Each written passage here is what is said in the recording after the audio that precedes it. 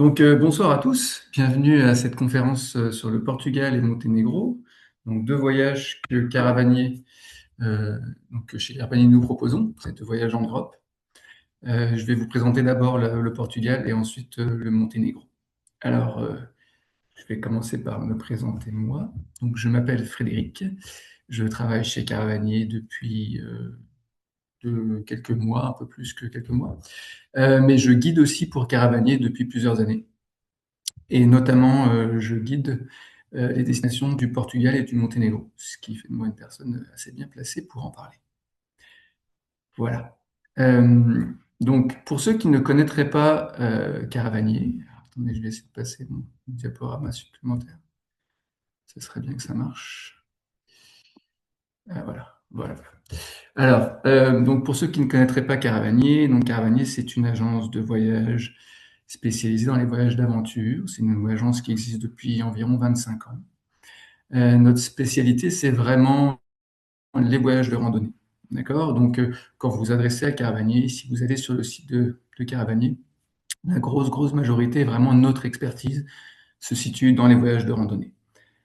Pourquoi? Parce qu'on considère, que ce soit entre les guides ou même entre les personnes qui travaillent en bureau, nous considérons que la marche est le meilleur moyen pour découvrir le monde, pour découvrir des paysages, certes, mais aussi pour découvrir l'autre, les autres cultures, les autres civilisations, parce que en fait, en marchant, on se sent quand même assez vulnérable et que ça, c'est un super moyen pour créer des contacts avec les autres. Voilà. Donc c'est vraiment pour cette raison-là que on privilégie et on a décidé de proposer essentiellement des voyages de randonnée à travers le monde. Comme vous voyez aussi sur cette image-là, donc on a des voyages à plusieurs coins du monde, donc dans l'Everest, dans l'Himalaya, pardon, donc au Népal, au Maroc, on a aussi des voyages au Pérou, au Japon. Là-bas en bas, vous avez un voyage en Crète, puis en bas à droite, c'est un voyage au Groenland. Voilà. Pour ce qui nous concerne ce soir, donc ça va être le Monténégro et le Portugal. Là, je vous ai mis une petite photo donc de l'équipe de Caravanier. Vous voyez bien c'est une petite équipe, on est une dizaine d'employés. Et parmi ces 10 employés, donc, un certain nombre sont aussi guides, ce qui nous permet d'avoir une connaissance aussi de terrain assez concrète, de ne pas rester juste dans nos bureaux, mais d'aller valider tout ce que nous proposons, tout ce que nous soumettons aux voyageurs, d'aller nous enthousiasmer aussi avec les voyageurs, parce que ça fait partie quand même du plaisir de guider. Et puis d'échanger, donc ça permet aussi, c'est ça toujours, d'améliorer un peu notre proposition, de la corriger, enfin bref, de l'adapter. Et ça, c'est aussi un plus. Notamment quand on travaille chez Caravanier, c'est qu'on peut guider, donc c'est ça qui est assez très chouette. Voilà. Alors, je vais commencer avec la première destination, donc qui est le Portugal. Alors, le voyage au Portugal, c'est un voyage de 13 jours qui fait partie de notre offre que l'on appelle Dolce Vita, c'est-à-dire que c'est une offre qui, en termes de confort, est celle la plus élevée. C'est-à-dire qu'on ne dort pas en tente, je vais vous montrer après des photos, mais on a un confort pour tout ce qui est hébergement qui est assez élevé. En termes de niveau de difficulté, un voyage de niveau 1. Donc le niveau 1, c'est le premier niveau de difficulté. Ce que ça veut dire, c'est que il n'y a pas là de grandes difficultés de randonnée, on ne passe pas des journées dont on sort complètement exsangue. Et au contraire, c'est un voyage de randonnée qui est proposé et qui a été développé pour justement euh, faire découvrir les voyages de randonnée à des gens qui n'en auraient jamais fait. Donc ça veut dire que effectivement on a croisé, puis j'en croise régulièrement, des gens qui font de la randonnée à la journée, mais qui se demandent s'ils sont vraiment capables d'en faire sur plusieurs jours. Et typiquement, ce voyage au Portugal a été pensé pour ces gens-là. Voilà. Alors, donc, je reviens en arrière dans le bon sens. Voilà. Alors, je vous montre la carte du Portugal. Donc, on est sur la péninsule ibérique, côté océan Atlantique. Donc, pour ceux, j'espère que vous voyez ma souris ici. Donc, la capitale, c'est Lisbonne. Notre voyage à nous, il se passe dans la cinquième du territoire qui se situe dans le nord. D'accord? Il se passe entre trois endroits. Il se passe entre le Peña de Gerês, qui est le nom du parc national qui se situe ici, vraiment collé sur la frontière avec l'Espagne. Il se passe aussi le long du Douro. donc en l'occurrence plus dans cette zone-là. Le Douro, c'est le fleuve qui court ici, d'accord? Et le troisième endroit, qui va être à la fois votre point d'entrée du voyage et le point de sortie, c'est Porto. C'est la ville de Porto. Porto, c'est la deuxième plus grande ville du Portugal. C'est aussi une ville avec une chargée d'histoire. Moi, je vous dirais un peu comme tout le Portugal, mais je dirais, elle est très riche en monuments. Enfin, il y a beaucoup de choses à voir. Et on va d'ailleurs au cours du voyage y passer quelques jours à la fin du voyage, ce qui sera un peu notre élément culture urbaine, si vous voulez, ou culture en ville et monument du voyage. Voilà. J'ai une autre image, une autre carte un peu plus petite, mais aussi un peu plus ciblée. Donc là, on voit, sont encerclés vraiment les trois lieux. Donc encore une fois, Porto, qui est au bord de la mer, qui est une ville portuaire. Le parc national du Pays d'Algerès, qui se situe donc sur la frontière, tant et si bien d'ailleurs que côté espagnol, donc on est dans la province de la Galice, côté espagnol, il y a également un parc national en fait, qui est donc la prolongation, si vous voulez, du Pays d'Algerès. Et puis donc la région du Douro, qui est la région vinicole qui se situe ici. On passera d'ailleurs spécifiquement par Pignao. Ce que ça veut dire en termes de déplacement, c'est que dans ce voyage-là, et ça c'est d'ailleurs une grande qualité du voyage, c'est qu'il y a, vous voyez déjà c'est assez ramassé, donc il n'y a pas de grands déplacements, mais c'est surtout que en fait on va très peu se déplacer en véhicule. C'est un voyage qui implique un premier déplacement donc, de Porto. Vous allez arriver enfin les voyageurs arrivent à Porto à l'aéroport. De là, avec un taxi, on va remonter vers le Peneda Gerês. Puis on va marcher donc plusieurs jours comme ça dans le Peneda Gerês, en marchant toujours de façon d'un point A à un point B, c'est-à-dire qu'il y a certaines journées où on va changer d'hébergement, on va rejoindre le nouvel hébergement en marchant, et nos bagages nous suivront par l'entrefaite d'un transport de bagages. Et puis après, on va reprendre un petit taxi pour rejoindre la région du Douro avec Pignao. Et donc, c'est le deuxième transfert en véhicule. Et de là, en fait, on va prendre un train, par contre. Et donc, c'est en train qu'on finira le trajet le long du Douro pour rejoindre Porto. Ce qui en fait d'ailleurs un moment super agréable parce que, déjà parce qu'on est en train et qu'au Québec, on n'a pas souvent l'occasion de monter en train et que c'est toujours agréable. Mais c'est aussi parce que c'est un super cadre. On est au bord du Douro. On ne voit pas le Douro sur tout le trajet, mais on le voit sur une grosse partie. Et donc, on est dans un vieux train confortable mais assez simple, avec une vue permanente sur le fleuve et sur les rivages du fleuve. Voilà. Je passe après, si ça marche. Ça marche pas. Attendez. Charge. Voilà. Voilà. Donc, le titre du voyage s'appelle Entre les châteaux de Peneda et les vignes du Douro. Donc, je voulais un peu l'expliquer. La raison pour laquelle on cite le nom des châteaux, c'est parce que, comme vous l'avez vu sur la carte, on est sur une zone frontalière entre le Portugal et l'Espagne. Et ce qui a valu au Portugal donc de se construire en fait, notamment donc pendant le Moyen Âge. Donc ce sont des châteaux essentiellement d'origine médiévale, mais il y a comme ça plusieurs châteaux qui ont été construits dans cette zone-là, essentiellement pour défendre l'intégrité du territoire quand elle était menacée par le voisin espagnol. Et ces châteaux, on va les voir à plusieurs endroits. Donc en l'occurrence, on va voir celui de Castro Laboreiro, qui est le premier endroit dans lequel le voyage nous amène, dans le Peneda Gerês. Et puis, on va le voir aussi donc plus bas. On va le voir aussi plus bas. Là, on a un petit château qui est le château de Cistello, celui-là qui est beaucoup plus récent, mais reste que c'est un château et qu'à ce titre-là, il légitimait d'autant plus le titre. Quant aux vignes du Douro, je vais vous montrer sur d'autres images après, mais c'est parce qu'effectivement, comme je vous le disais en montrant le plan, la deuxième zone du territoire portugais dans lequel on se rend, c'est le territoire du Douro, la région du Douro, qui est une région vinicole très connue. Alors, ça, c'est une photo du premier lieu. Ça vous donne une bonne impression, une bonne idée du relief et de la géographie, de la géologie du lieu. Donc, on est dans le Pays d'Algerès, c'est notre porte d'entrée dans le Pays d'Algerès. C'est un petit village qui s'appelle Castro Laboreiro et donc surmonté par un vieux château de pierre en fait en ruine.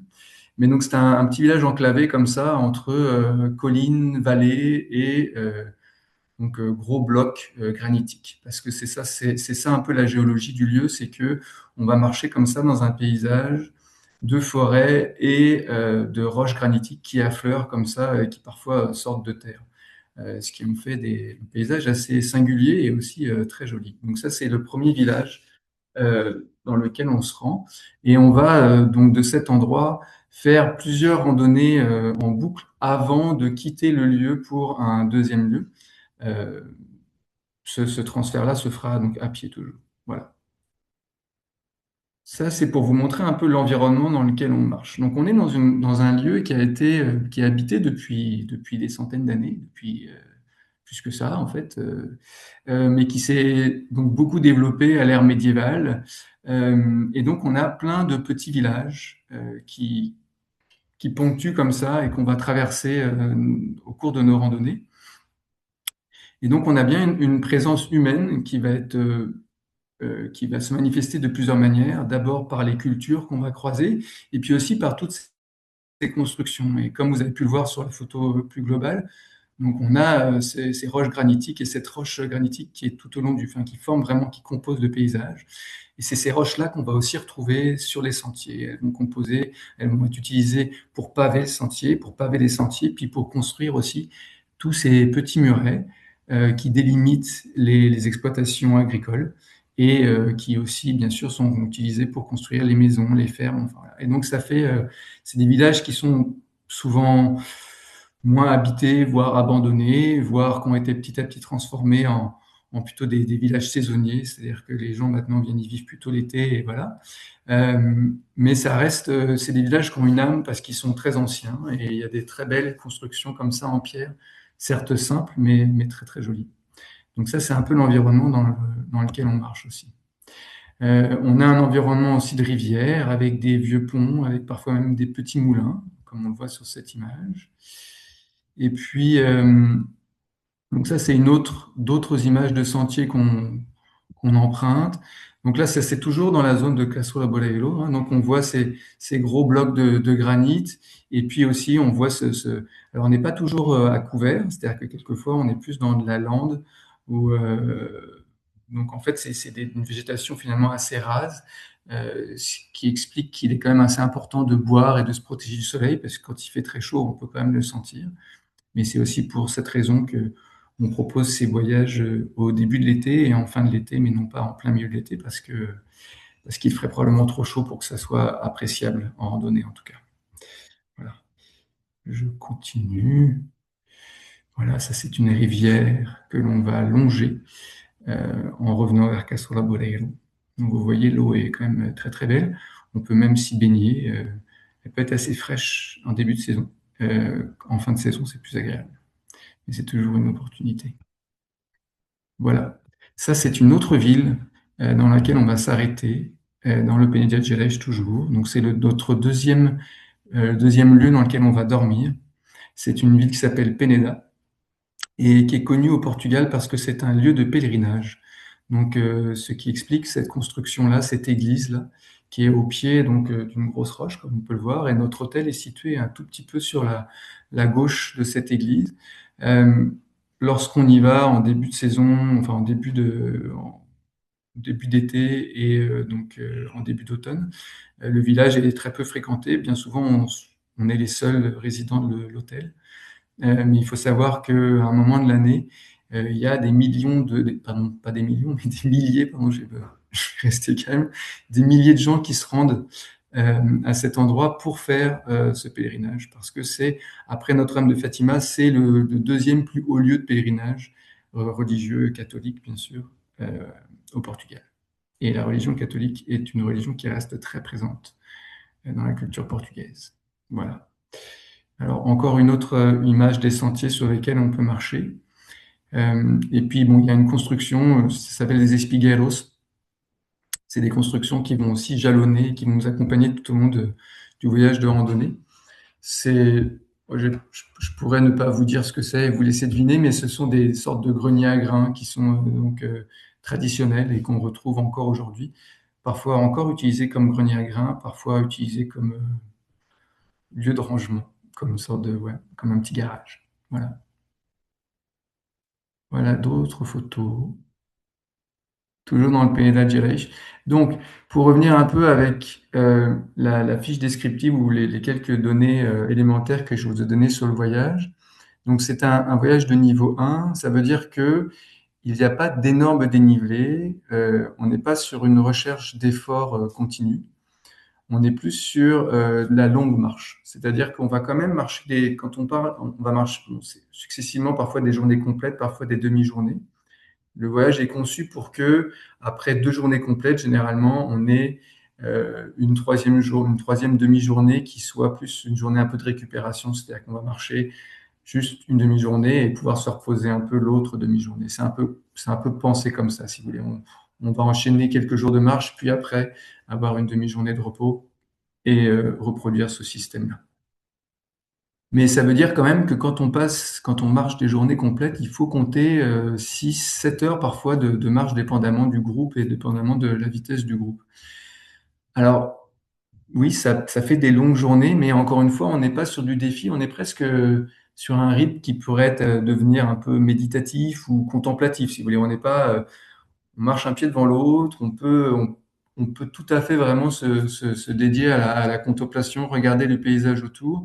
On n'a pas, il y a pas, il y a jamais de défi si sur le temps qui nous est imparti. Si vous voulez, quand je dis une journée complète, c'est que on peut prendre 1 heure de plus, 1 heure de moins, on arrivera toujours à l'heure pour manger, souper. Enfin, il y aura absolument aucun problème. Mais voilà, c'est à ça que correspond le niveau 1 dit accessible parmi donc notre offre de voyage. Le troisième endroit par lequel on passe dans le pays d'Algérie, encore une autre ville que l'on rejoint à pied. Moyennant bien sûr un transfert de bagages pour nos bagages. C'est la ville de Soajo. Alors ça aussi, c'est une ville qui s'est développée avec les pèlerinages médiévaux et, et qui est maintenant, qui est quand même une ville. On rejoint quelque chose d'un petit peu plus urbain parce que dans les deux précédentes villes, on avait peut-être 1 ou 2 restaurants à tout casser dans le village. Là, il va y en avoir un peu plus. Il y a un peu plus de vie. On sent que c'est une ville qui habitait un peu toute l'année, même si le nombre d'habitants se compte probablement en centaines, mais ça reste une ville un peu plus développée. Voilà. Donc ça, c'est la ville de Soajo. Et dans la ville de Soajo, contrairement aux 2 autres endroits où on dort dans des hôtels, je vous ai mis des photos ce qu'on appelle les casas particulares. Je le dis mal parce que mon accent portugais n'est pas extraordinaire. Mais ce sont des maisons, en fait, parce qu'il n'y a pas d'hôtel dans Soajo, on dort chez des particuliers. Mais ce sont des maisons qui sont vraiment dédiées à l'occupation touristique. Et elles restent quand même très intéressantes parce que c'est des vieilles maisons de pierre, de pierre, donc de granit, avec des murs très très épais, et dont les décorations sont restées assez intactes, ou alors en tout cas empreintes vraiment de l'histoire portugaise et de l'histoire de la région.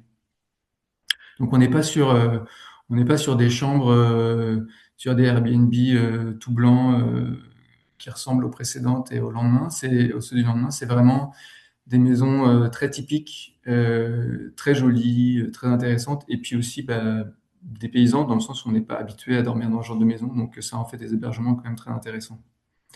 Voilà. Bon, ça c'est ce que veut dire aussi quand je vous parlais de la classification du voyage dans la catégorie Dolce Vita. Ça fait partie des éléments, c'est-à-dire que oui, on marche, bien entendu, oui, c'est de la randonnée, mais on accorde quand même une part très importante aussi bien entendu, au bien-être, au plaisir et tout simplement au moment de convivialité. Donc, de toute façon, toujours en randonnée, on n'est pas là pour se tirer la gueule, mais c'est juste qu'on va avoir le temps aussi de profiter de la vie de ces petits villages. Donc, ça veut dire que oui, on aura la possibilité d'aller s'asseoir en terrasse pour prendre un apéritif si on en a besoin. Euh, et voilà. Voilà. Là, on va retrouver, donc ça, c'est quelques autres photos donc, de sentiers qu'on va emprunter. Et puis, ça vous montre aussi un autre type de choses qu'on voit dans la région, qui sont donc les cultures en terrasse ou étagées, qu'on retrouve donc, à plusieurs endroits au Portugal et qu'on retrouve aussi dans d'autres colonies portugaises, comme le Cap-Vert, si vous connaissez peut-être, ou les Açores. C'est un endroit où sont pratiquées aussi les cultures en étage comme ça. Et ça aussi, c'est quelque chose qui façonne, bien entendu, le relief, qui se façonne le paysage. C'est du fait de l'humain, hein, ça s'est pas fait tout seul. Mais ça reste que c'est très joli, puis c'est singulier. Donc ça rend aussi ce voyage, cet environnement particulièrement intéressant quand on randonne. Voilà. On va croiser aussi, bien entendu, enfin, bien entendu, il est fort probable en tout cas qu'on croise des animaux, parce que les sentiers qu'on emprunte donc, sont de vieux sentiers qui sont traditionnellement des sentiers, soit des sentiers muletiers, donc c'est-à-dire pour des éleveurs qui passent notamment avec leurs animaux, ou aussi pour des pèlerins. Mais encore aujourd'hui, on va potentiellement croiser des vaches, des chèvres et des moutons sur ce sentier-là, avec des bergers ou même parfois un peu laissées elles-mêmes. La dernière fois que j'y suis allé en octobre dernier, on a même croisé un petit taureau. Voilà. Voilà, ça c'est la dernière ville où on s'arrête au Peneda Gerês, donc c'est Lindoso. C'est la ville dans laquelle on va revoir encore un château, c'est celui qu'on voyait au début. Et puis on retrouve aussi ces espigueiros, donc qui sont ces greniers à grains. Voilà. Ça va être notre porte de sortie du pays d'Algérie. C'est-à-dire qu'à cet endroit-là, on va, moyennant un transport en voiture avec un taxi, mais un taxi qu'on connaît, à qui on fait toujours appel. Donc on va embarquer et c'est là où on va rejoindre donc la deuxième étape du voyage. Euh, la deuxième étape, donc, qui est le Douro. Voilà. Je vois mieux que quelques photos. Et voilà. Et donc, on arrive dans la région du Douro. Donc, la région du Douro prend son nom du fleuve, le Douro, hein, qui court dans la région. Et puis, elle donne son nom aussi au vin, au Douro, ok, donc au vin en fait qu'on produit dans la région. Alors bien entendu, du Portugal, on connaît le Porto, mais en fait dans cette région, il y a le Porto et le vin du Douro, le vin aussi qu'on appelle le Vinho Verde.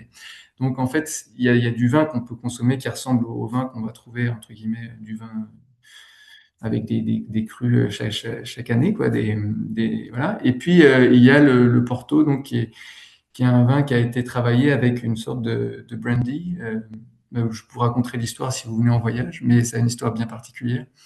Et qui en fait est issu de cette région, bien qu'on appelle le Porto, parce que c'est par Porto, la ville de Porto, qui transitait et qui était exporté, parce que le vin Porto a été très rapidement tellement apprécié par les étrangers qu'il s'est surtout destiné à l'export.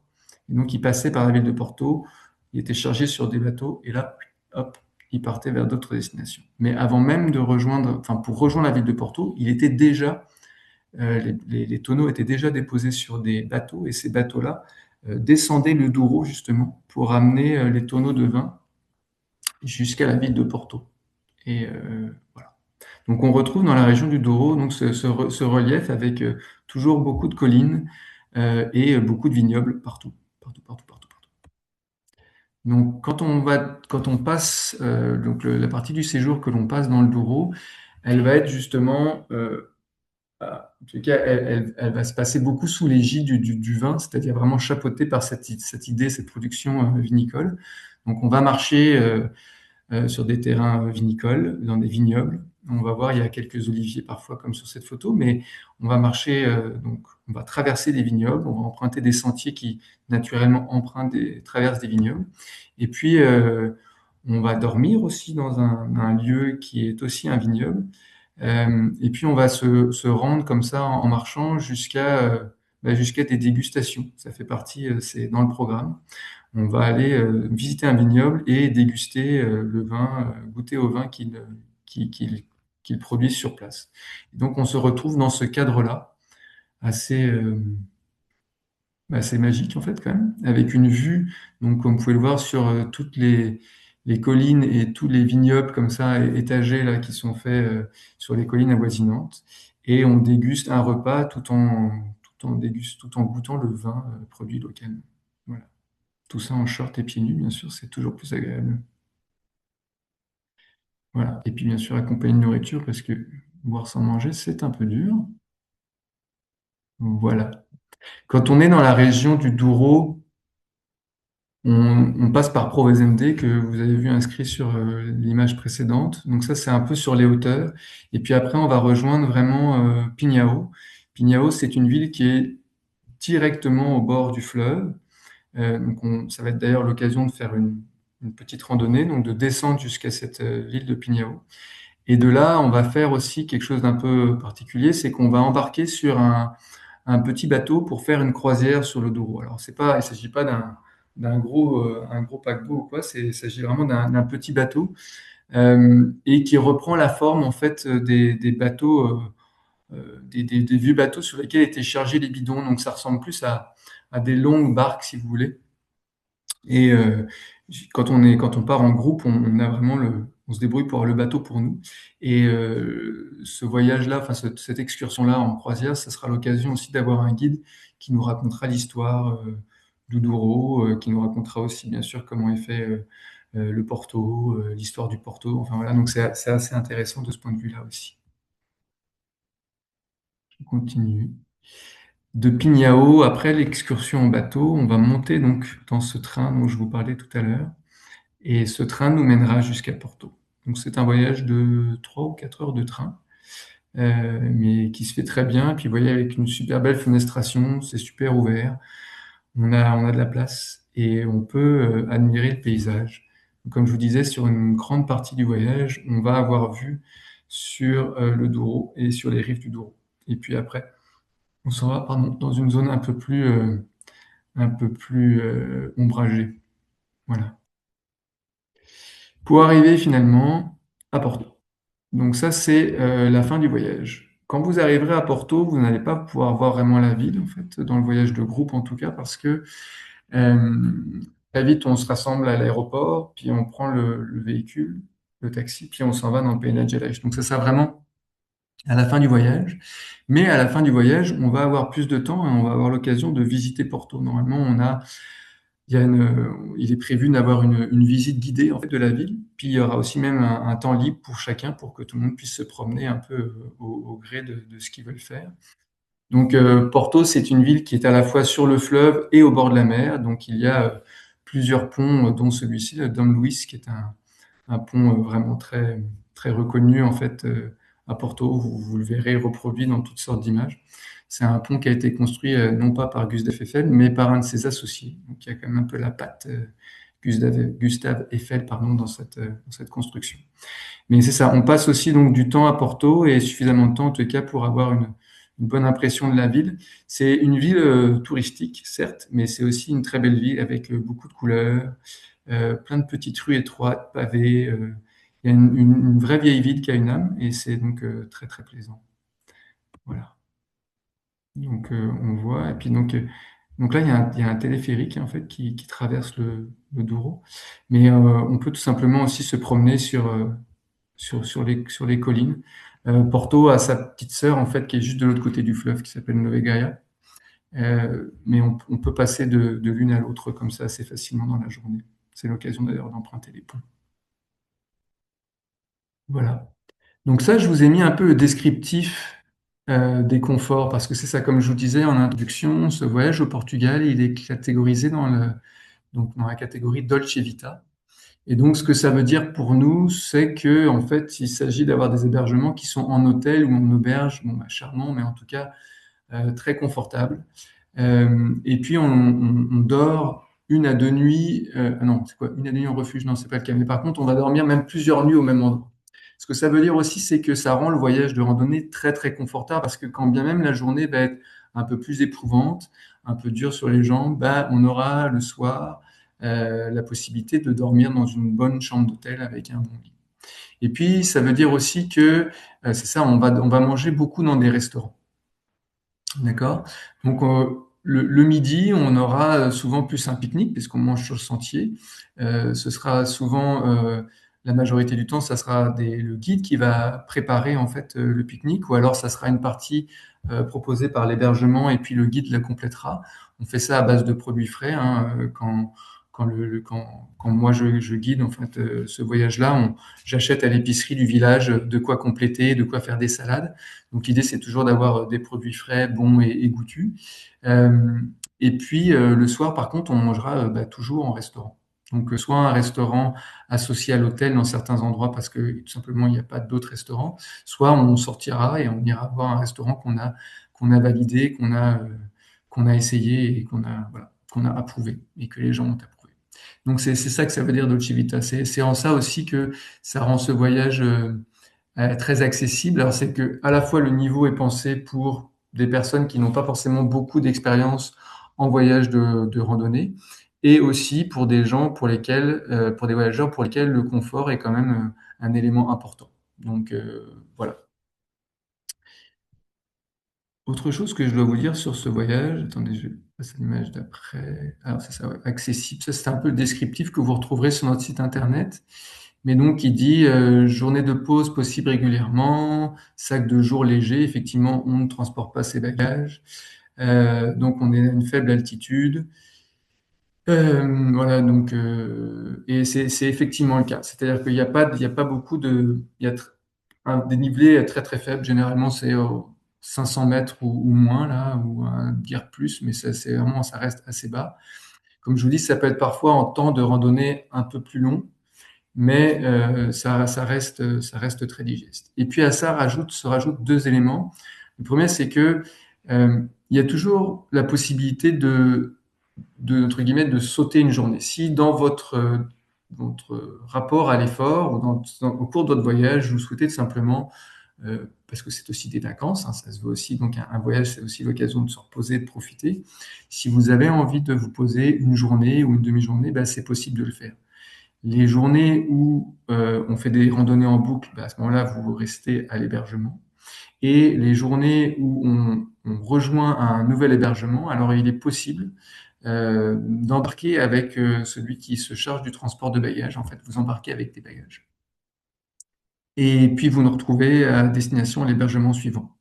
Donc ça, c'est aussi un élément important parce que même si ce voyage-là offre plusieurs journées de randonnée, on n'est pas tenu comme engagé et tenu pieds et mains liés à faire tout ce voyage dans son entièreté. On peut l'adapter un petit peu, entre guillemets, on peut quand même se prendre un petit break si c'est nécessaire, si on en ressent le besoin. Voilà, je continue. Donc là, je vous ai mis une petite image qui explique les raisons pour lesquelles on offre ce voyage plutôt en tout début d'été ou fin de printemps, donc, et après en octobre, parce que comme vous pouvez le voir sur ce graphique-là, en juillet et août, il fait très chaud. Et comme vous avez pu le voir aussi sur les premières images, étant donné qu'on marche quand même beaucoup à découvert, quand il fait 25-30 degrés, marcher sous 30 degrés, c'est assez délicat et c'est pas toujours très agréable. Donc c'est pour ça qu'on a aussi identifié des moments qui sont plus à propos, plus pertinents pour aller y marcher. Voilà. Donc je le prochain départ ont lieu. Alors voilà, là je vous ai mis les dates des prochains départs. Donc c'est le 25 du 24 mai pardon au 5 juin et du 4 au 16 octobre. Donc voilà les dates qui concernent ce voyage au Portugal. Euh, je voulais vous dire aussi autre chose, c'est que ce voyage au Portugal, il existe dans deux formules. C'est-à-dire que, j'aurais peut-être dû le dire au début dans l'introduction, mais donc, le plus gros de notre offre de voyage de randonnée, ce sont des voyages en groupe. C'est vraiment là notre expertise. Euh, Ça fait 25 ans, comme je vous disais, que l'agence existe et 25 ans que des guides caravaniers emmènent des gens marcher sur les sentiers un peu à travers le monde. Maintenant, parce que on s'adapte aussi un peu aux besoins des gens, et puis parce que dans certaines destinations, maintenant, on a des infrastructures touristiques qui sont existantes et qui fonctionnent très bien, et que d'ailleurs, ces infrastructures-là, on les a nous-mêmes testées et validées avec des groupes. Ben, on s'est rendu compte qu'il y avait des gens qui parfois avaient envie de marcher, mais sans forcément sans forcément que ce soit en groupe. Et donc, typiquement, cette destination, donc ce voyage au Portugal, il est également proposé en formule non guidée, c'est-à-dire que vous pouvez nous contacter en disant voilà, j'ai envie d'aller marcher au Portugal, l'itinéraire que j'ai vu sur cet internet ou que Frédéric nous a présenté dans cette conférence m'intéresse, mais je souhaiterais juste partir avec ma conjointe ou mon conjoint ou mes enfants ou mes amis, enfin bref, votre groupe, un groupe que vous constituerez, puis aux dates que vous souhaiterez aussi prendre. Alors bien sûr, on va vous conseiller, hein, si vous me dites on peut y aller en juillet, ben, on va peut-être vous orienter vers d'autres dates parce qu'on pense que juillet n'est pas la meilleure période pour y aller. Mais c'est ça, ça sera à vous de décider des dates. Et puis, et en fait, ce qu'on vous proposera, c'est de reprendre cet itinéraire-là. On vous donnera un support papier ou même un support numérique avec, si c'est nécessaire, avec les itinéraires, avec les hébergements, avec donc les itinéraires de randonnée, effectivement, et le programme jour après jour. Donc, vous êtes tout à fait autonome. Et vous pouvez donc suivre tout l'itinéraire que je vous ai décrit là, mais sans guide. Donc, c'est ça la spécificité de ce voyage-là. C'est pas la seule destination qui est offerte en formule groupe et en formule non guidée. C'est une des destinations, mais elle existe en tous les cas. Et donc, c'est important, c'était pertinent de vous le dire. D'ailleurs, à cette occasion, je vous informe que la semaine prochaine, il y a une autre conférence que je donne sur justement les différentes formules, c'est-à-dire guidées, non guidées, et puis sur mesure. Voilà. Donc ça sera l'occasion de parler notamment de cette destination au Portugal. Voilà, je continue. Ah ben, je vous ai remis, ouais, excusez-moi, j'avais comme un petit... Voilà. Mais donc, ça c'est le bilan, c'est juste, voilà, donc ça reste, en termes de niveau, c'est un voyage accessible, Dolce Vita pour ce qui est de la catégorisation de confort, et puis les dates qui nous semblent les plus pertinentes, c'est de mai à juin et de septembre à octobre, et c'est un voyage de 13 jours. Quand on donne un décompte de jours, c'est vraiment de Montréal à Montréal, c'est-à-dire le premier jour étant votre départ de Montréal et le 13e étant votre retour à Montréal. Voilà. Alors, je ne sais pas si quelqu'un peut me manifester des questions. Je ne sais pas s'il y en a. Voilà. Bon. S'il n'y a pas de questions, je vais continuer.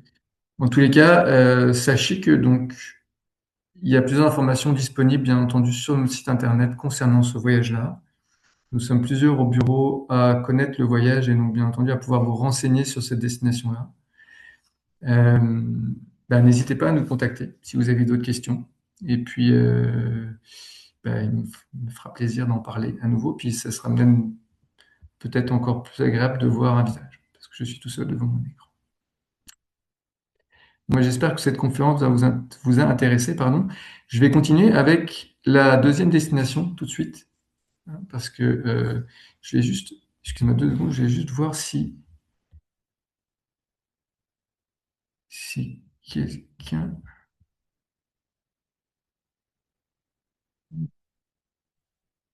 si quelqu'un s'est à manifester quelque chose, mais je ne crois pas. Ok. Bon. Bah, écoutez, je reprends le fil. Voilà. Donc, je vais vous parler maintenant d'un petit pays qui s'appelle le Monténégro. Donc, appelé Monténégro voulant dire bien sûr montagne noire, comme vous pouvez vous en douter.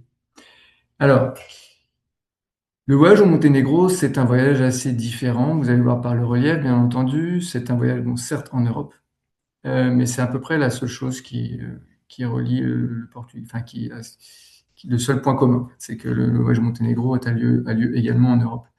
Maintenant, l'intérêt de vous présenter ces deux voyages dans ce sens-là, c'est que le voyage au Monténégro, c'est un voyage qui est un peu plus exigeant d'un point de vue effort physique, et puis un peu plus aussi exigeant, on va dire ça comme ça, d'un point de vue du confort.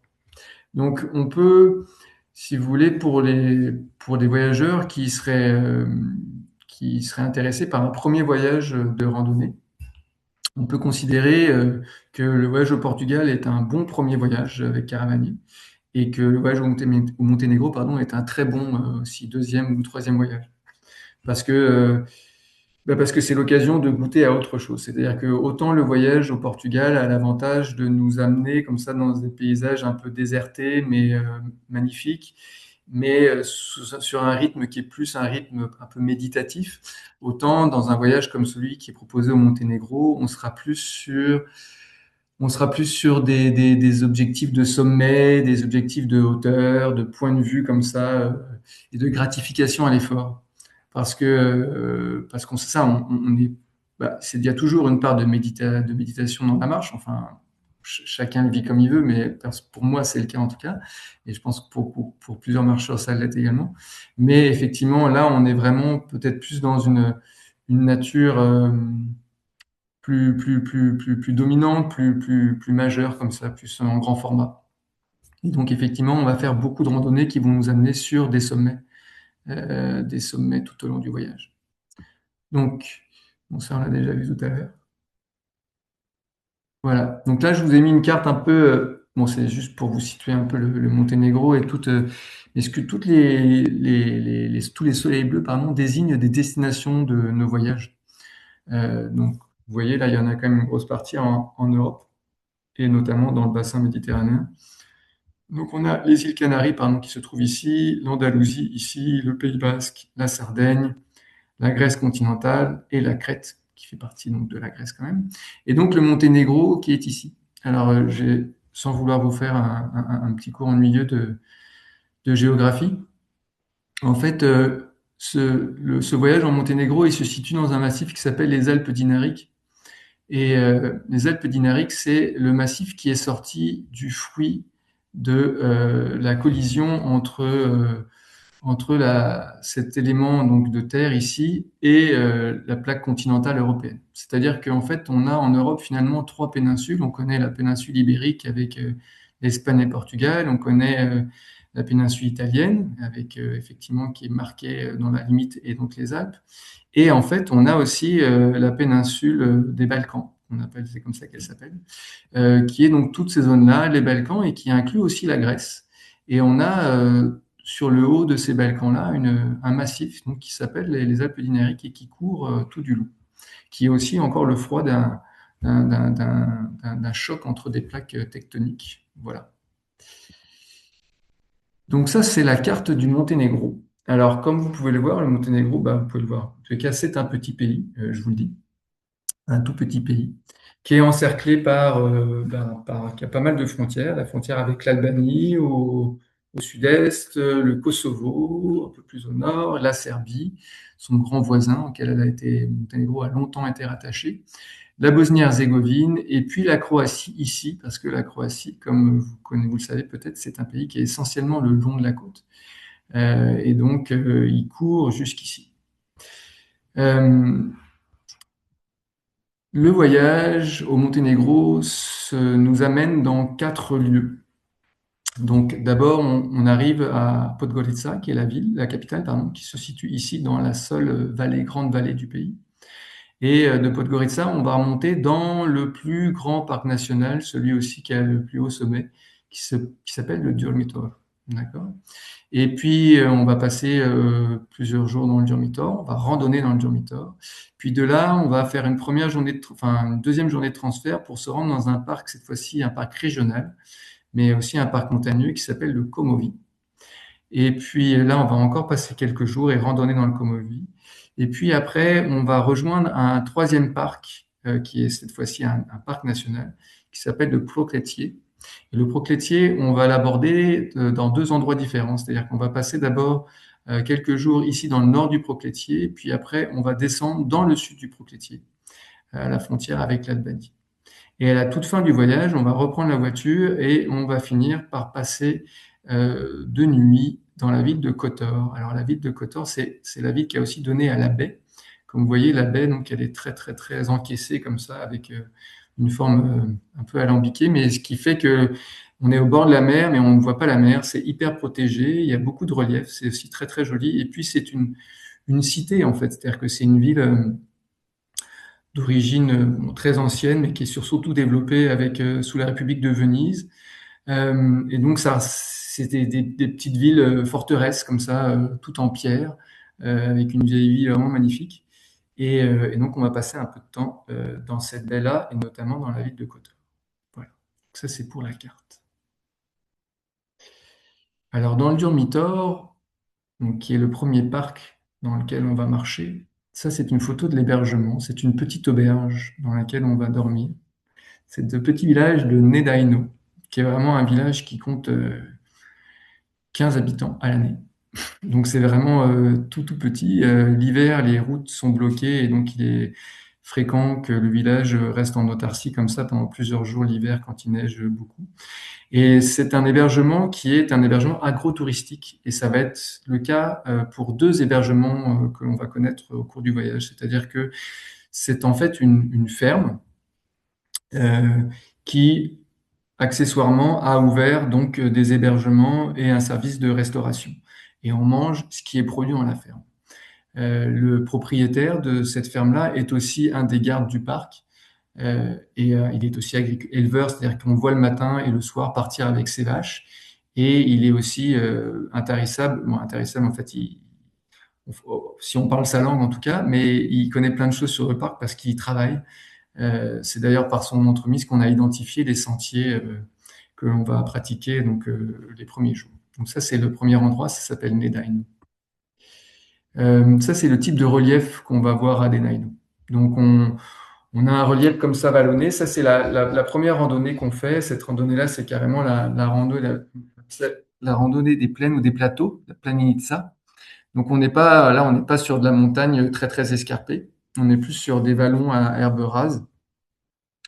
Mais presque un côté steppe, un peu plus vallonné peut-être, mais ça ressemble presque, enfin, ça donne presque l'impression d'être dans des steppes pour ceux qui connaissent. Mais là encore, on est dans un coin où on va croiser personne, éventuellement voir au loin un troupeau de moutons et c'est à peu près tout ce qu'on va voir. On a vraiment l'espace pour nous. Et puis au loin, bien sûr, bah, on voit quand même, parce qu'on est dans le Durmitor, on va voir des plus hauts sommets du Durmitor qu'on côtoiera un peu plus tard, bah, le lendemain, en fait, tout simplement. Voilà. Donc une autre photo un peu de ce genre d'environnement. Donc là, il faut bien aussi vous dire que cet environnement-là, il change un peu au gré des saisons. Donc là, on est en fin d'été. Souvent, l'été est très chaud. Donc quand on arrive en septembre, fin septembre, il est fréquent que l'herbe est un peu jaunie à cause de la chaleur. Si vous décidez de visiter ou faire ce voyage-là au début d'été, comme on le propose aussi, là, on va être plus sur de l'herbe verte, puis surtout beaucoup de petites fleurs de couleur jaune qui seront un peu éparses partout sur le paysage et qui rendront le paysage tout aussi joli, mais très très différent. Voilà. Ça, c'est notre deuxième randonnée. En fait, notre deuxième randonnée, elle se passe, c'est ça, dans une vallée beaucoup plus encaissée. Donc, la veille, on était sur les plateaux qui étaient donc en hauteur de cette vallée encaissée. Puis, le lendemain, donc, on descend, on fait un tout petit transfert de véhicule de 30 minutes. Donc, c'est le guide qui conduit d'ailleurs le véhicule pour ce voyage-là. On n'est pas, là, on loue un véhicule. Euh, Ce qui est spécifique d'ailleurs, petite parenthèse, mais ce qui est spécifique à ce voyage-là, c'est que normalement, on a un groupe qui est limité à 8.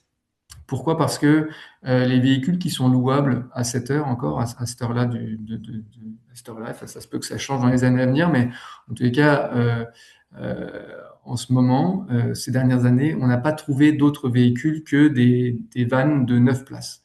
Donc, comptant le guide comme une place, le guide conducteur, eh bien, ça nous laisse 8 places pour des voyageurs. Donc c'est particulier parce que dans la majorité des voyages que Caravanier propose, on a certes des petits groupes, mais qui vont quand même jusqu'à 12 voyageurs. Dans celui-ci, on est normalement limité à 8 voyageurs. Si jamais il y avait une popularité énorme, ou alors s'il y avait aussi un besoin de former un deuxième guide, parfois on peut prendre deux véhicules, mais on s'arrêtera de toute façon à 12. Mais il y a de grandes chances pour que le groupe soit limité à 8, ce qui peut être aussi appréciable parce que du coup ça fait des tout petits groupes et c'est une dynamique assez chouette. Voilà. Donc ça c'est le fond de la vallée, hein. En fait, on part dans une vallée, ça a l'air enclavé comme ça, on a une longue marge d'approche. Puis on se ramasse à la fin, on a une zone assez pentue à gravir. Et puis là, bah voilà, on est dans la roche sédimentaire, on est dans la roche karstique. Alors je ne sais pas si ça parle à tout le monde, mais c'est une roche qui est très sensible aux intempéries et qui se creuse avec la pluie. En fait, il y a une réaction chimique qui fait que cette roche réagit beaucoup au passage de l'eau.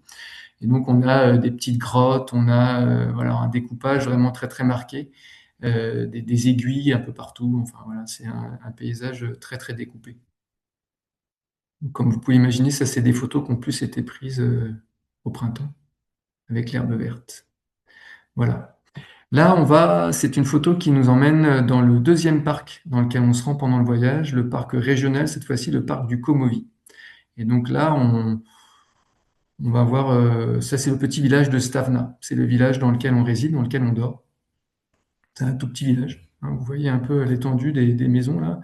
Il y a une autre partie enfin c'est un hameau qui se divise un peu en deux. Il y a une partie du hameau qui est de ce côté de la colline et il y a une autre partie du hameau qui est de l'autre côté. Donc on choisit celui qui a le plus de soleil et c'est assez agréable. Et de là, on a vraiment la vue sur les trois sommets. En fait, il y en a deux à droite et un à gauche. Donc il y a je vais essayer de les prononcer correctement. Il y a le Vasoyevishki, le Yelovevishki et le Kushki, qui sont donc les trois sommets qui composent le parc. Et ces trois sommets-là, bah, ça va être on va avoir une vue permanente sur ces trois sommets pendant les 2 jours qu'on va passer dans le Komovi. D'abord de l'hébergement, ça c'est une photo prise de l'hébergement, donc ça vous donne bien la vue qu'on a. C'est assez fascinant. Et puis, bah, voilà, pendant la randonnée aussi. Donc on commence toujours par de la zone herbée et puis assez vite on passe au-dessus de la cime des arbres et on s'en va donc dans des environnements beaucoup plus rocailleux. Pas forcément de la grosse roche parce que comme je vous disais, vu que c'est de la roche karstique, c'est beaucoup plus des éboulis. C'est pas si dur que ça sur les genoux là. On n'est pas sur de la grosse caillasse. Et puis voilà, on est sur quelquefois des sommets où ben, il y a encore de l'herbe. Mais là encore, il y a de l'herbe, mais un petit peu plus haut, il y a quand même beaucoup de roches. Et ça, c'est en fait, c'est un des sommets, c'est-à-dire que le sommet, il y a une falaise d'un côté, et puis de l'autre, ça descend un peu plus doucement. Donc c'est là où on pique-nique. Voilà. Et on a vu sur bah, la mer des montagnes, la mer des Alpes dinariques. Je dis mer parce que ça donne un peu cette impression-là. Tous les sommets ont l'air de se décliner en vagues. Voilà. Donc ça, c'est une autre randonnée dans le Komovi que l'on fait. Donc en fait, généralement dans le Komovi, bon, on peut l'adapter aussi en fonction de la météo, en fonction de l'énergie du groupe et tout ça. Mais les randonnées qui sont prévues, c'est une première qui va être, on va faire le tour en fait d'une montagne, ou au moins on va se rendre jusqu'à un col, potentiellement l'aller-retour ou le tour de la montagne. Et puis le lendemain, on va faire une randonnée un peu plus courte, mais avec un plus gros dénivelé qui se situe plutôt autour de 1000 mètres. Et là, on se rend quasiment, enfin pas quasiment, on se rend carrément au sommet de la montagne. Voilà. Donc après le Comovi, on part dans le Proclétier, qui est là le troisième parc que l'on va découvrir. Donc le Proclétier, qui se trouve lui à la frontière, à l'est, à la frontière avec le Kosovo et l'Albanie, en fait, dépendamment de l'endroit où on se situe dans le parc. Donc ça, c'est une première randonnée, une petite randonnée qu'on fait et qui est plus dans des forêts de pins et qui nous amène jusqu'à un lac dans lequel on peut d'ailleurs se baigner. Euh, donc ça, c'est notre première randonnée. Et puis le lendemain, on va faire une plus longue randonnée, comme ça, sur une crête qu'on va rejoindre. Alors, on peut croiser des chevaux sauvages, comme on voit sur cette photo. Donc ça, c'est une photo qui a été prise à l'automne. On a des couleurs comme ça, avec des herbes qui virent au rouge, au jaune et au rouge. Bien sûr, au printemps, c'est beaucoup plus vert. Et là encore, on retrouve beaucoup de fleurs. On peut avoir aussi des bleuets en fin de saison. Enfin, voilà. Mais voilà, et c'est une randonnée où on est à découvert tout du long et on est une grande partie comme ça sur les crêtes, on longe la crête, tout en épousant le relief de la crête parce que la crête monte et descend. Voilà.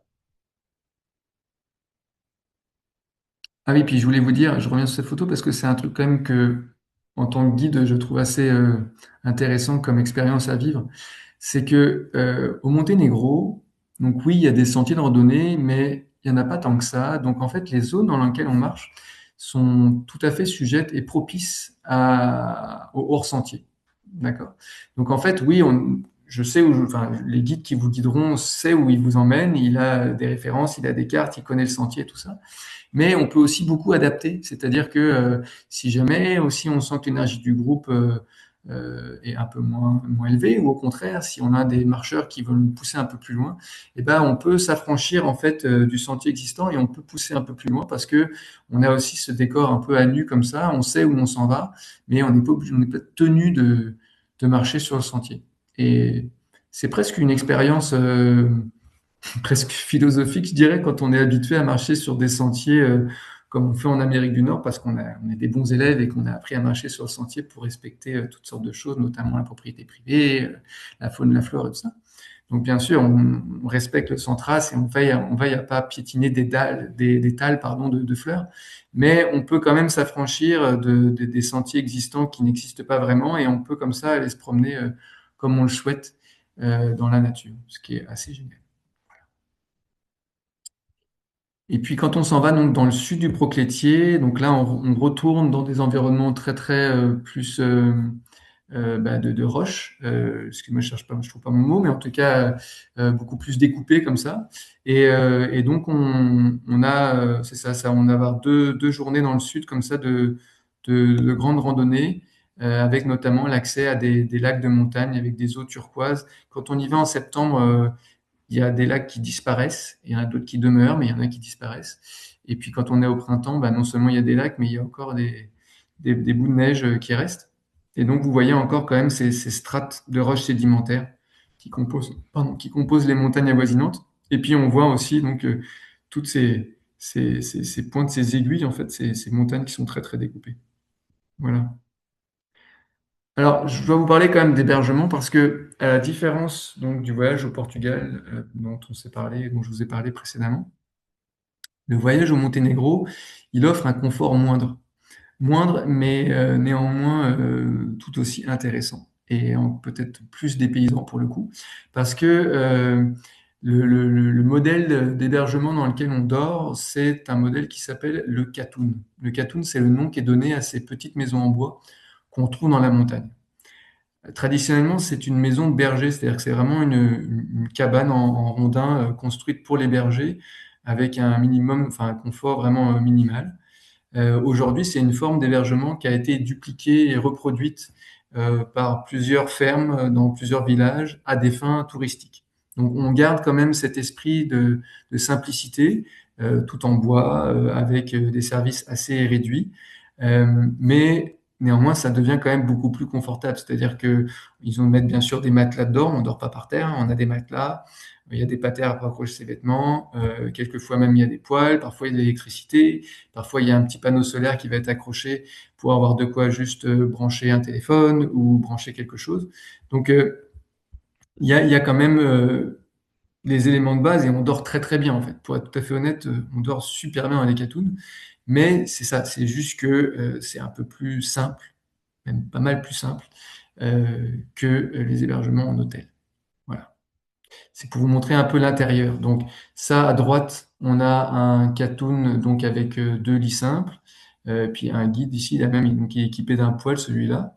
Donc ça, c'est un de nos guides qui s'appelle Hubert et qui est en train d'allumer le poêle. Et puis ça, c'est un autre type d'hébergement, donc c'est aussi en catoun, mais typiquement celui-là, c'est un dortoir, c'est-à-dire que il peut arriver parfois que en fait qu'on mette trois personnes dans une chambre avec cinq lits. C'est la plus haute densité qu'on peut faire, mais on respecte bien entendu les couples et leur intimité. Ils auront toujours leur propre chambre, mais parfois parce qu'on est un groupe donc un peu plus nombreux, quelquefois on doit composer avec ce genre de chambre-là. Mais comme vous voyez, il y a un tapis, c'est tout en bois, mais on est très confortable et on y dort très bien. C'était juste pour vous donner un peu une idée des hébergements.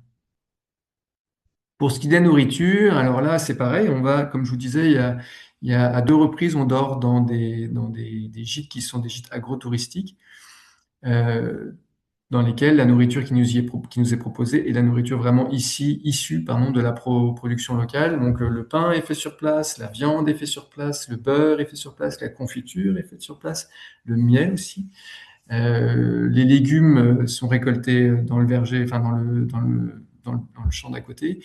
Donc ça va être beaucoup de tomates, beaucoup de concombres, des pommes de terre, de la viande, beaucoup de viande quand même aussi. Ils aiment beaucoup la viande. Alors on peut s'adapter, hein, et c'est pas interdit comme voyage aux végétariens, mais il y a quand même beaucoup de viande. Ça c'est pour la partie euh, restaurant, c'est-à-dire que le soir on va dormir dans les gîtes qui nous hébergent vont nous proposer de manger sur place.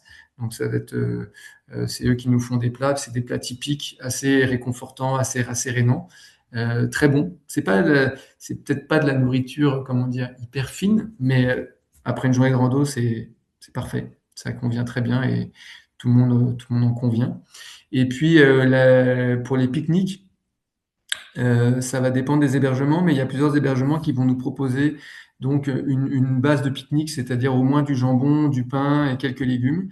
Et puis le guide va se charger, lui, de compléter. Donc ça sera peut-être pas aussi beau que cette assiette-là, mais ça sera toujours une salade avec des légumes. Il y aura souvent des fruits, il y aura bien sûr des protéines avec du fromage. Bon, là, il y a des fruits secs, mais bon, il y aura toujours des beaux compléments, puis qui permettent aussi quand même de retrouver un genre de régime alimentaire, enfin de diète alimentaire à laquelle on est plus habitué au Québec.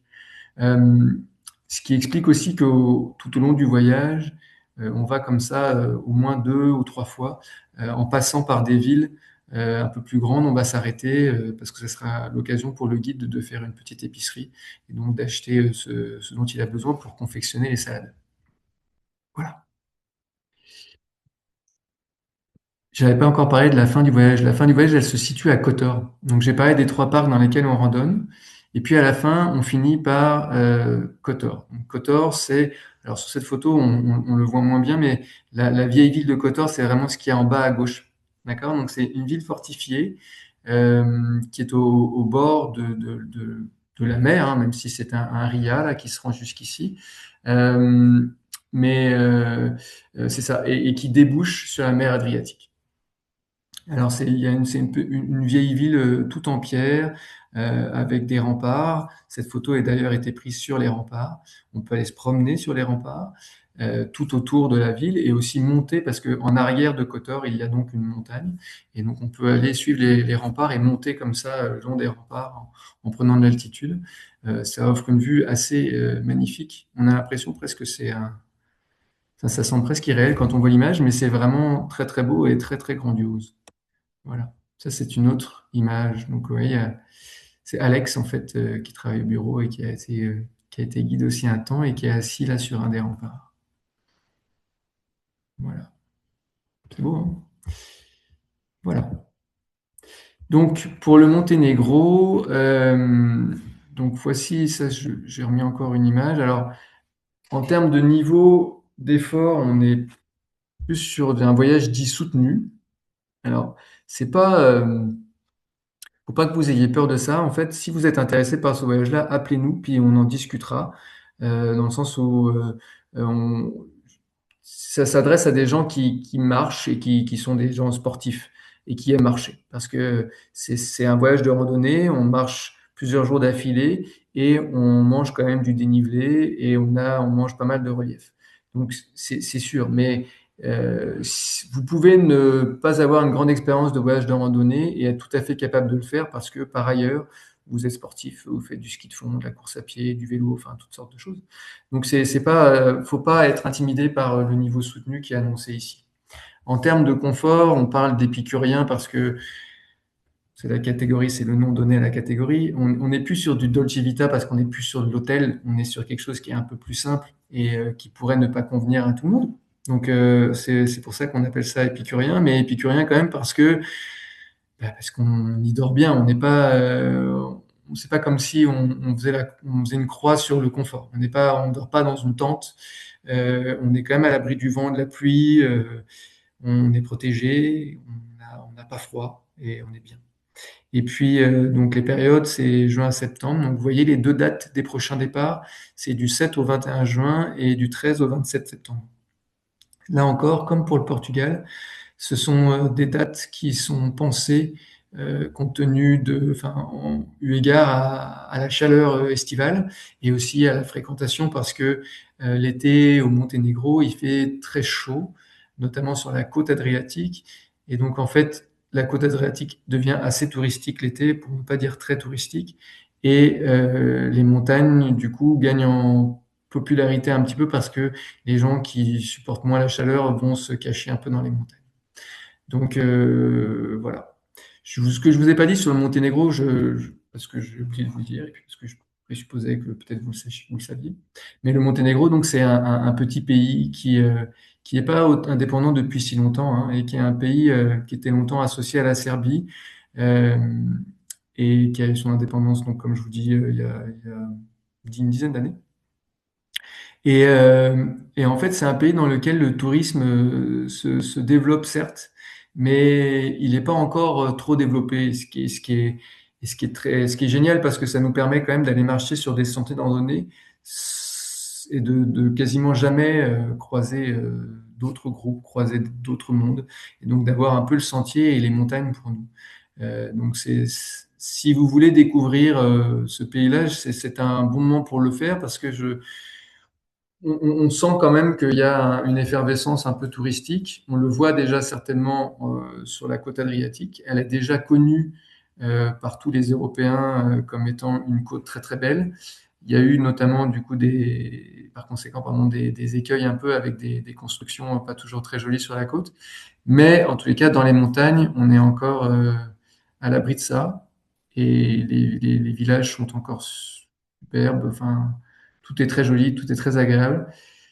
Et on a, c'est ça, cette nature très proche, pas transformée, très belle et très sauvage. Donc ça en fait une superbe destination. Comme je vous disais tout à l'heure, je vous ai remis les prochains départs, mais c'est la même chose que là. Comme je vous disais tout à l'heure, ces deux voyages sont à mes yeux assez complémentaires parce que bah, l'un peut venir après l'autre. Et puis on pourrait aussi revenir, passer du Monténégro et après le Monténégro aller au Portugal. C'est une autre pratique de la randonnée, un autre rapport à l'effort, mais on garde quand même des constantes qui nous sont chères, qui est le rapport à la nature, le rapport à la randonnée, au fait que se rendre vulnérable en pratiquant la marche et s'ouvrir comme ça au monde, au paysage, en pratiquant la marche. Donc ça, on garde ça, et ça, c'est essentiel. Et puis toujours en essayant, c'est ça, de faire découvrir des lieux qui sont moins connus. Donc peut-être que parmi vous, il y en a qui sont déjà allés au Portugal, mais plus au sud du Portugal, peut-être à Lisbonne, peut-être en Algarve. Mais le nord du Portugal est moins connu. Donc c'était l'occasion de vous le faire découvrir. Donc c'est pour ça qu'on offre ce voyage-là. Et pareil pour le Monténégro. Le Monténégro, les gens connaissent probablement plus la Croatie, connaissent aussi peut-être la Slovénie, qui est plus petite aussi, mais qui s'ouvre aussi beaucoup au tourisme. Mais par contre, le Monténégro, bah, ça l'est encore très peu. Donc c'est un super pays à découvrir. Comme je vous disais, avec des sensations bah, d'avoir le massif, la montagne pour nous, la nature pour nous. Et c'est un vrai luxe que l'on peut s'offrir. Voilà. Donc, il est 7 heures. Écoutez, si l'étape que je vous propose pour la suite, c'est bah, de nous contacter si vous êtes intéressé par un de ces deux voyages. Euh, et puis on vous appellera, on se parlera et puis on répondra à vos questions. Donc, je vous remercie d'avoir écouté ce webinaire. Et puis, s'il n'y a pas de questions, comme j'ai pas l'impression qu'il y en ait, eh bien, je vous souhaite une très bonne soirée et je vous dis à bientôt.